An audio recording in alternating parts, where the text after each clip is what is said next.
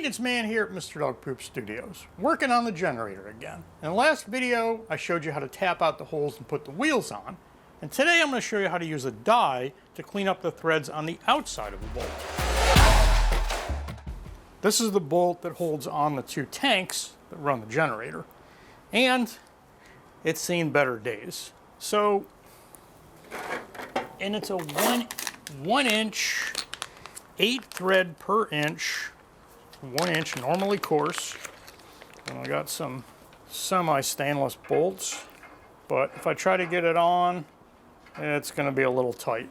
And if I force it on, it may not come off. So what I want to do is I want to clean it up a little bit, fix the threads, grind this down, make it all nice so that when I put that nut on, I can take it back off and I can replace the tanks.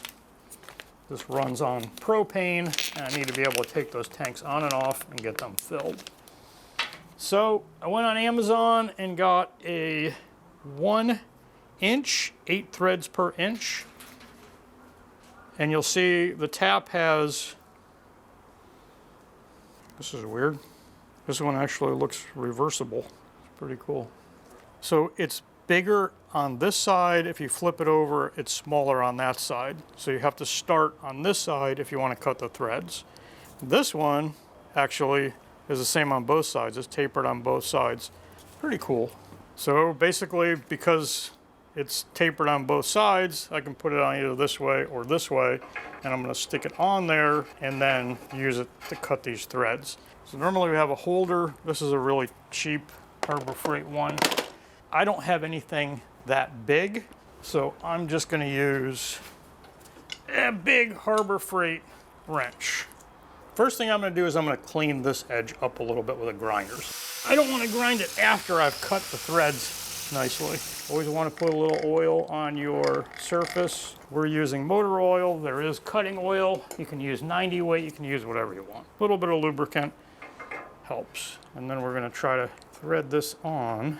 As I turn, you can see it's already cutting off some of the paint and stuff on there. It's getting a little too hard to turn by hand, so I'm just going to use a wrench. If I put the nut on there, the nut would be very hard to get on and likely get stuck because the threads are smashed. Probably do it with a smaller wrench faster. So you can see that these have been cleaned up compared to these. Mostly just cutting off the paint, but also cutting some of the metal that was smashed down. This will also cut new thread, so if I wanted to take the thread further, or if I just had a plain piece of 1 inch material, I could cut threads. It's a little bit harder, but you'll see I'm going in past the thread, and you can see all the crud in there. When we try to put our nut on, it may not have come off without, and now put that on, we'll be able to bolt our tanks on.